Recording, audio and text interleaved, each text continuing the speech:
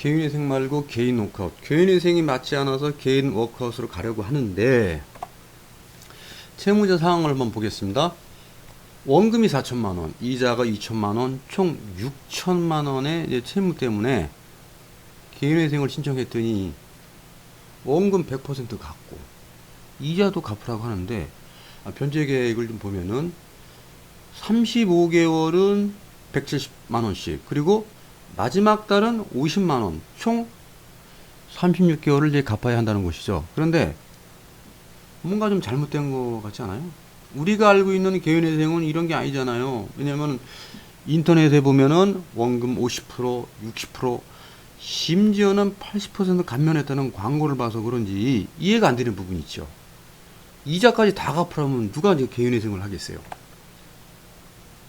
법에는 개인회생은 원칙적으로 원금을 변제하는 거로 되어 있죠. 그런데 원금과 이자를 변제하는 경우가 있어요. 이자가 원금보다 많을 경우, 그리고 원금은 없고 이자만 존재할 경우요. 이자만 존재할 경우 보시면, 예를 들어 실제 민사소송에서 3천만 원을 갚으라는 판결을 받고 10년이 지나면 이자가 한 4,500만 원 정도 돼요. 이자가.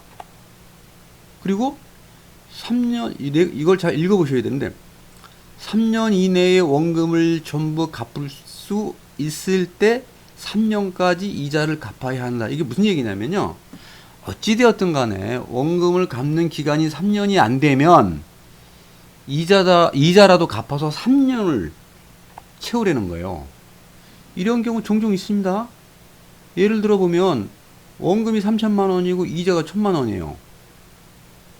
총 4천만 원이죠. 월 변제금이 100만 원이에요. 개인회생 청구인데, 그러면 100만 원씩 30개월 갚으면 원금 3천만 원을 다 갚죠.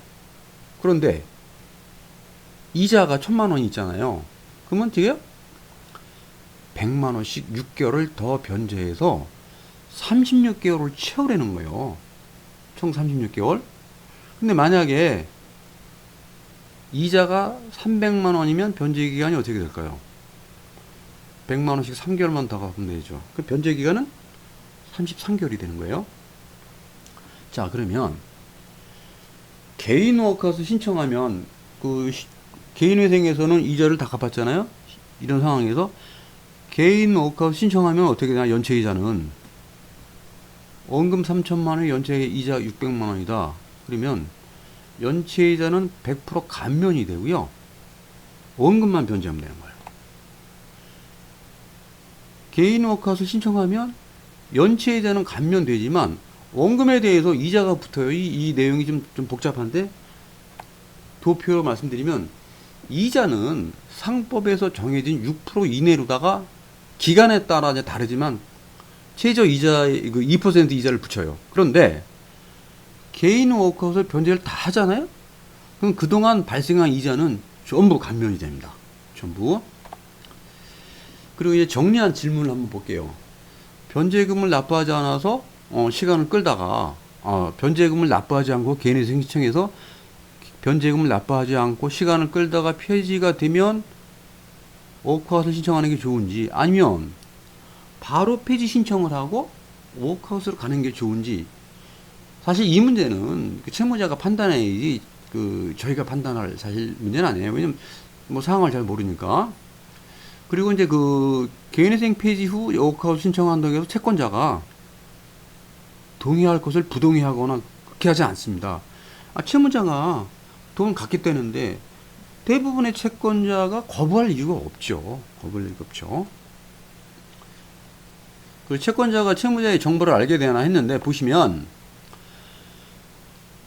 채권자가 채무자의 정보를 알게 되는가라는 질문에 대해서 말씀드리면, 법원에서 개시 결정이 나면 채권자에게 채권자 목록과 변제 계획안, 그리고 변제 예정표, 그리고 추가적으로다가 채권자 집행기일 통지서를 같이 보내죠. 그런데 그 변제 계획안의 이제 일부를 보면은 직장 소득 정보가 나오거든요. 그러면 이 변제액의 그 수입 상황 보면은 어느 회사에서 운영해서 얼마를 받는다든지 뭐 어디에서 월평균 수입이 얼마라 이게 나오거든요. 그래서 채권자가 알 수밖에 없어요. 예, 그래서 이런 부분은 사실 뭐 가릴 수가 없죠. 채권자 송달되니까. 결론은 개인회생과 이제 그 개인회생과 개인 워크아웃을 비교해서 자신에게 맞는 제도를 선택하는 게 옳다라는 겁니다. 이상입니다.